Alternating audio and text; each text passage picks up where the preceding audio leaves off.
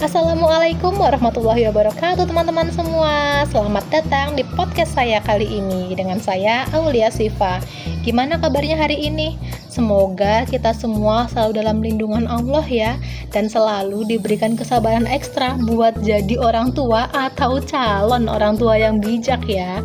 Hari ini aku pengen ngajak teman-teman ngobrol santai soal fenomena yang gak asing atau mungkin sering kita alami sendiri di rumah, yaitu kenapa sih orang tua dan anak itu sering banget salah paham, padahal kan tinggalnya di satu atap, makan di meja yang sama juga, tapi kok rasanya jaraknya kayak jauh banget ya. Nah, kita telaah satu persatu. Poin pertama yang sering aku perhatiin itu sering kali ada gap komunikasi yang lebar. Kita sebagai orang tua sering banget pakai bahasa instruksi, sementara anak-anak zaman sekarang itu lebih butuh bahasa diskusi. Misalnya nih, kita bilang, ya Allah, itu kamar kok kayak kapal pecah, beresin sekarang. Nah, ada yang sering kayak gitu? Nah, kita niatnya pengen ngajarin disiplin dan bersih, tapi di telinga anak itu kedengarannya kayak serangan atau perintah. Akhirnya apa?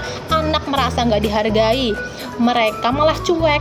Padahal kalau kita masuk lewat pintu pengertian, hasilnya mungkin beda. Nah, kalau dilihat dari kacamata konseling nih ya, seringkali kita lupa kalau anak itu punya fase perkembangan mental yang berbeda-beda. Kadang kita nuntut anak buat ngertiin perasaan kita, padahal kapasitas logika mereka belum sampai ke sana. Gimana itu kalau kita terus-terusan nuntut mereka jadi sempurna sesuai kemampuan kita? Misalnya, kita pengen anak kita jadi A, tapi potensi mereka di B. Akhirnya muncul deh salah paham yang berujung pada luka batin atau inner child. Kita niatnya itu mengarahkan mereka karena sayang, tapi anak nangkepnya kita lagi ngekang atau nggak percaya sama kemampuan mereka. Disinilah pentingnya kita punya ilmu dan hati yang luas, Masya Allah.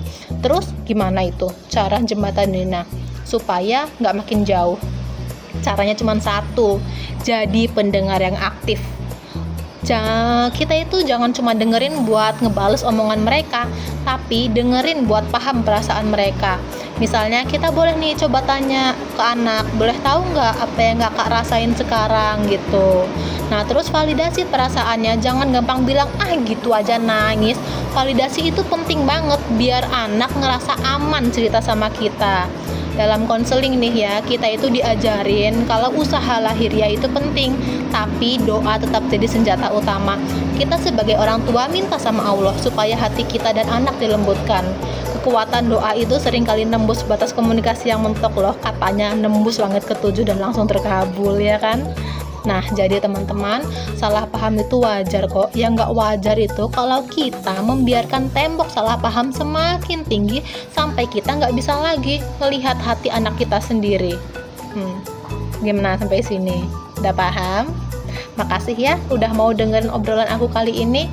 Kalau teman-teman mau diskusi atau curhat soal parenting, boleh banget loh. Sampai ketemu di episode selanjutnya. Aku pamit dulu. Dadah. Assalamualaikum warahmatullahi wabarakatuh.